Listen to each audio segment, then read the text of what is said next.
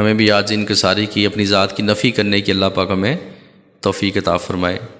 اور یہ اولیاء کرام کا شیوہ اور طریقہ یہی رہا ہے، ان کی کیفیات یہی رہی ہیں کہ ہمیشہ وہ اپنی ذات کی نفی کرنے والے تھے۔ یہ قربت کی ایک علامت ہے، یہ پہلے بھی کئی دفعہ یہ بات ہوئی کہ اصل میں یہ قربت کی علامت ہوتی ہے۔ قربت والے ہوتے ہیں نا، وہ ہمیشہ اپنی ذات کی نفی کرتے ہیں، وہ یہی کہتے ہیں کہ وہ حقیقت کو جان لیتے ہیں نا، حقیقت کو جان لیتے ہیں۔ تو جو حقیقت کو جان لیتا ہے، ٹھیک ہے نا، وہ کہتا ہے یا اللہ بس تو ہی تو ہے، میں تو کچھ بھی نہیں ہوں، بس سب کچھ تیرے قبضہ قدرت میں ہے، عظمتوں والا، شانوں والا، تو ہی عزت کے لائق ہے، تعریف کے لائق ہے۔ تعلق ہوتا ہے پھر انسان کی کیفیت ہوتی ہے۔ جس کا تعلق نہیں ہوتا، جس کو پتہ ہی نہیں ہے، اس کو معرفت ہی نہیں ہے اس چیز کی، تو وہ تکبر کرتا پھرتا ہے، وہ کہتا ہے بس میں ہی میں ہوں، بس میرے جیسا ہے ہی کوئی نہیں، میں بڑا سمجھدار ہوں، میں بڑا علم والا ہوں، میں بڑا عمل والا ہوں، میں تو بڑا نیک ہوں، بڑا متقی پرہیزگار ہوں، میں بڑی نیکیاں کرنے والا ہوں۔ یہ اصل میں جہالت ہوتی ہے۔ اس لیے دیکھیں آپ اولیاء کرام کی یہ سب یہ کیفیت، سب کی ملتی جلتی یہ کیفیت ہے۔ آپ جس بھی ولی اللہ کی، صحابہ کی، ولی اللہ کی، اولیاء اللہ کی، مقربین کی کیفیات دیکھیں، وہ ہمیشہ اپنی ذات کی نفی کرنے والے تھے۔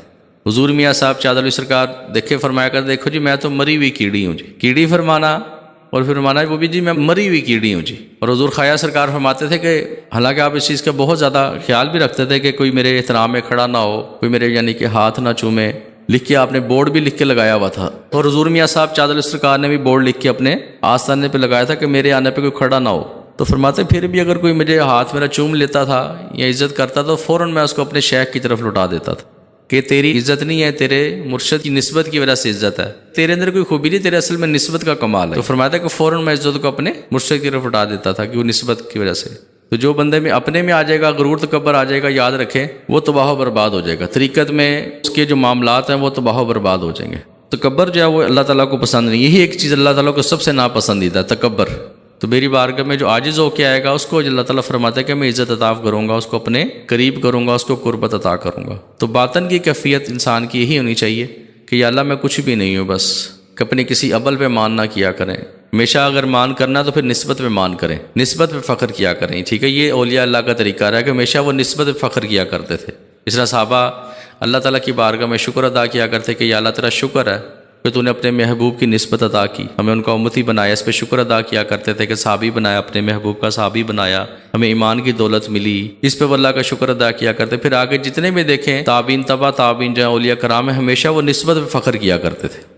تو فخر کرنا ہے تو وہ نسبت پہ کریں۔ حضور میاں صاحب چادر علی سرکار آپ فرماتے تھے کہ میں نے آج تک کسی بات پہ فخر نہیں کیا جی، اپنے کسی عمل پر، کسی بات پر۔ حالانکہ آپ کی زندگی دیکھیں، با کمال سیرت دیکھیں تو شروع سے بچپن ہی سے ماں کے پیٹ سے ولی پیدا ہے، اور ساری زندگی عبادت میں، ریاضت میں، نماز میں، ذکر میں، فکر میں گزار دی، اور شرم و حیا کا پیکر تھے، اور حسنی حسینی سید تھے، اور بارگاہ رسالت میں ہم وقت حضوری کا شرف حاصل تھا۔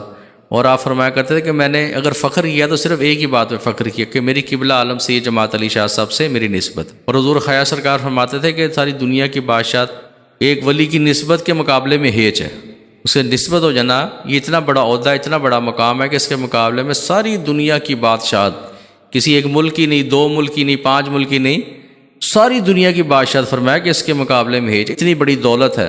تو یہ اصل میں سارا معاملہ جو چل رہے ہوتے ہیں نا، آپ کے سارے معاملہ چل رہے تھے، وہ آپ کے گمان پہ چل رہے ہوتے ہیں، ہر بندے کے گمان کے مطابق فیض ہو رہا ہوتا ہے، جو جس طرح کا گمان لے کے بیٹھتا ہے اس طرح کا اس کے مطابق اس کے ساتھ معاملہ ہو جاتا ہے۔